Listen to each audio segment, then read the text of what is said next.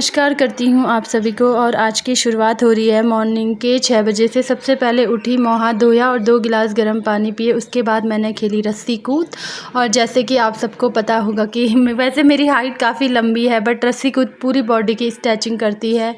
और उसके बाद मैं बैठी, मैंने थोड़ी सा किया बटरफ्लाई आसन। और आजकल आप सबको पता है कि नवरात्रियों के व्रत चल रहे हैं, तो मैं ज़्यादा नहीं कर पा रही हूँ। मुझे ऐसे लग रहा है मेरा फेस बिल्कुल छोटा हो चुका है, मतलब वीकनेस भी नहीं बोल सकते, थोड़ी सा हो ही जाता है, कमज़ोरी आती है। तो ज़्यादा एक्सरसाइज नहीं कर रही हूँ, बस थोड़ी सा हाथ पैरों की एक्सरसाइज की और थोड़ी सा थाइस की एक्सरसाइज की और थोड़ी पेट को कम करने वाली एक्सरसाइज की। और बस जो साइड फैट होता है मेन तो वो है, उसको कम करना ही मतलब एक्सरसाइज का मेन मेरा मोटिव है कि जो साइड फैट होता है उसको कम करने के लिए हम कौन कौन सी एक्सरसाइज कर सकते हैं और किससे हमारा पेट काफ़ी कम हो। और थोड़ी सा मैंने हाथों की थोड़ी सा जो हमारे सर्वाइकल होते हैं, जैसे हमारे स्पाइन में ज़्यादा देर तक बैठने से दर्द होता है, तो थोड़ी सा उसकी एक्सरसाइज की। कई लोगों को सर्वाइकल की बहुत ज़्यादा दिक्कत होती है, तो वो लोग ये वाली एक्सरसाइज करें, अपने हाथों को आगे पीछे रोटेट करें। इससे क्या होता है कि हमारे स्पाइन में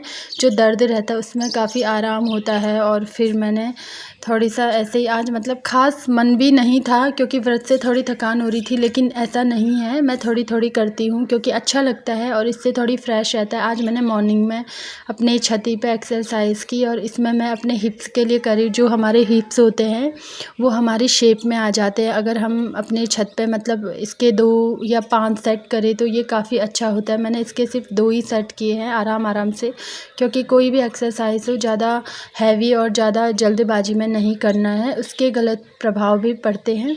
फिर उसके बाद मैं ऐसी लेटने वाली एक्सरसाइज कर रही थी। मैंने कहा चलो भाई चक्की आसन ज़रूरी है। अगर हम डेली रूटीन में चक्की आसन करें तो जो महिलाएं हैं उनका पेट काफ़ी अंदर हो जाएगा। पहले के ज़माने में तो चक्कियाँ हुआ करती थी, घर में गेहूँ पिसते थे तो लोगों की ऑलरेडी एक्सरसाइज वही होती थी।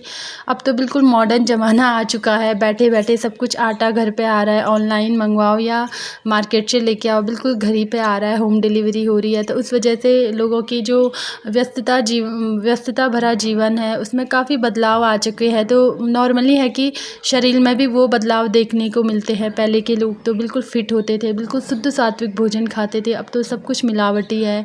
मिलावटी ना भी हो, बट अब वो चीज़ नहीं है जो पहले के खाने में स्वाद होता था। तो इसीलिए मैंने कहा चलो भाई थोड़ी चक्की आसन करते हैं, इससे थोड़ी पेट भी काफ़ी कम हो जाएगा। फिर उसके बाद ताड़ासन किया। ताड़ासन आपको पता है कि पूरी बॉडी की स्ट्रेचिंग करती है। ताड़ासन में क्या होता है, हमारा शरीर बिल्कुल ताड़ मतलब ताड़ना ऊपर से लेकर नीचे तक हमारी पूरी बॉडी की जो थकावट है, जो मसल्स है, जो नसें है, वो खुल जाती है। और फिर थोड़ी सा लेट गई, थोड़ी अपने पैरों को हिलाया डुलाया। फिर उसके बाद थोड़ी सा मैंने कहा चलो ये भी ज़्यादा ज़रूरी है कि पैरों की एक्सरसाइज होनी भी ज़रूरी है, और ये भी हमारे पूरे जो शरीर में जो पेट का फैट होता है उसको कम करता है। और फिर थोड़ी सा अनुलोम विलोम किया, थोड़ी कपालभाति किया। अनुलोम विलोम से हमारा जो फेफड़े हैं वो काफ़ी मजबूत होते हैं। तो फिर अनुलोम विलोम करने के बाद थोड़ी सा अपना ध्यान लगाया। ध्यान भी बहुत ज़्यादा ज़रूरी है। ध्यान से क्या होता है, एक तो हमारा मन एकाग्र होता है, हम तनाव मुक्त रहते हैं, हमें कोई टेंशन नहीं होती है। तो इसीलिए आप ज़्यादा कोशिश करिए कि आप ध्यान लगाए 1-2 मिनट का। फिर थोड़ी मैंने सोचा चलो भाई क्यों ना अपने फेस को भी थपथपाया जाए। थोड़ी सा 1-2 मतलब जैसे हम लोग अपना मुँह फुलाते हैं बलून सा, उससे हवा भरते हैं, बाहर अंदर करते हैं, उससे क्या होता है कि ब्लड सर्कुलेशन काफ़ी अच्छा रहता है। तो मुँह की एक्सरसाइज भी ज़रूरी है, क्योंकि आजकल तो हर किसी को अपना फेस बिल्कुल चमचमाता हुआ चाहिए।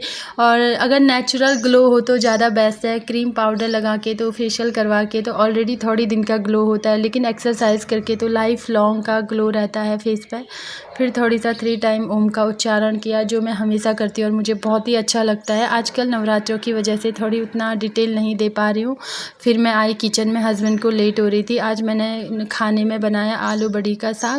आजकल हम प्याज लहसुन नहीं खाते। मैंने टमाटर को कट किया और फटाफट उसमें छौंका लगाया, ऑयल डाला था, वो गर्म हो चुका था। फिर आलू बड़ी का ही साग बनाया आज, और सूखी सूखी भी नहीं बनाई, थोड़ी गिल्ली सब्जी बनाई ताकि इनको टिफ़िन में देने के लिए हो जाए।